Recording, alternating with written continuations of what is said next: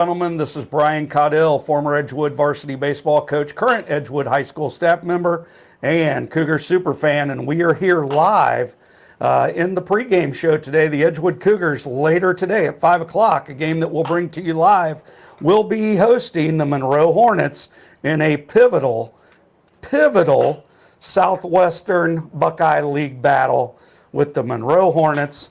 Records today.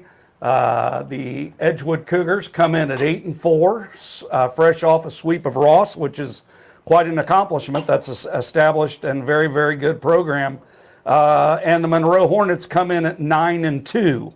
So you're talking about two teams with a lot of early season success. And today they will get after it in a very, very big game. Well, joining me on the pregame show, as always, our head coach, Austin Hatfield. Austin, welcome. Yep, thank you. Yep, and so again, Coach, obviously, since we last talked, we had the game last week here when you got that big win against Ross, the first game, then you went over to Ross, got another win.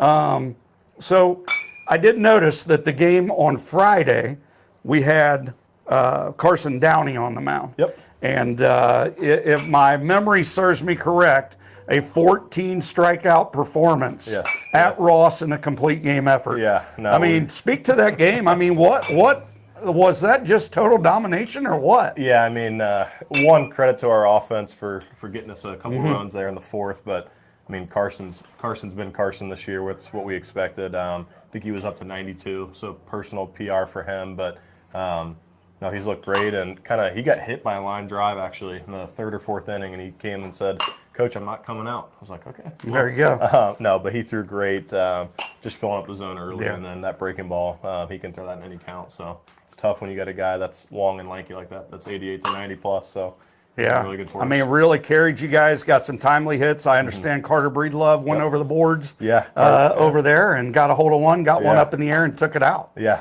I think it's his first varsity home run. He hit it halfway up the trees out there in left field. Nice. It was a good shot.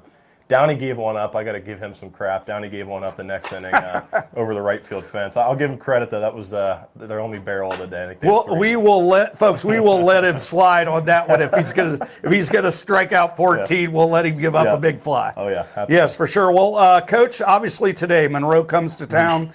Again, you had some great battles with them last year. They clearly are in a race for things. They stand 2-0 in the conference with wins over Talawanda. You guys come in at 2-1. I know they bring some talent to the field. What's your thoughts on today's game? And obviously JJ on the mound. What are your thoughts on today? And what do we got to do? I mean, Monroe, they're going to bring it. It's going to be a good game. Again, really good coach over there, Ed Beck, former coach of the year last year. They had player of the year returning Joe Tarrin. So really good roster. A lot of guys coming back. We know what it's going to take to win, though. It all starts on the mound with JJ. We talked yesterday just about being clean defensively as well. I think as of late, we talked a couple weeks ago, and I said, I know we're a good defensive team. We just got to show it. Yep. So again, just emphasis on the offensive side, hunting fastballs early in counts. Let's stay within our self-drive gaps. And then on the mound, hunting first pitch strikes, getting ahead, and just letting our stuff work. Yeah, and it's good. You like these kind of battles. I think the Monroe-Edgewood rivalry is a good one. Don't think it's quite on the level of Edgewood-Ross. That's probably the biggest one.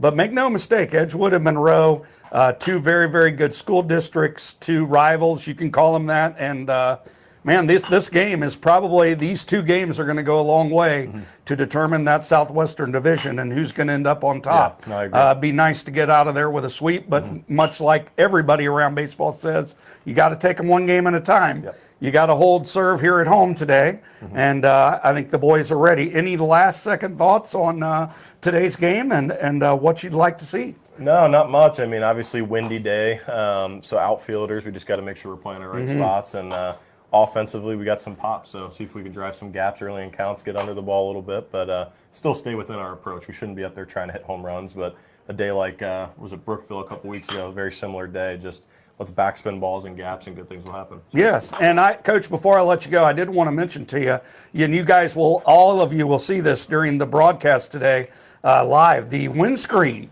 Yeah. Out on the outfield, it looks like everything is up. That's a really, really sharp look. We got a lot of sponsors out in the community, and I know my 2005 team was involved in that. Yeah. And just a really, really nice look, and I'm happy that you guys have that. And with that full windscreen, let's go out there and go 1-0. Yeah, let's do it. All right, sounds good. Thanks, Coach, for joining us. Everyone, just a reminder, 5 o'clock later today, we'll go live with the starting lineups at around 4:45. Then we'll go live. It'll be myself and Rich Hazelwood. We'll bring you all the action. Again, starting lineups at 4:45, first pitch at 5 o'clock. Coach, I'll finish with this, and you know it's coming. Go Cougars. Go Cougars. Thank you, sir. Thank you.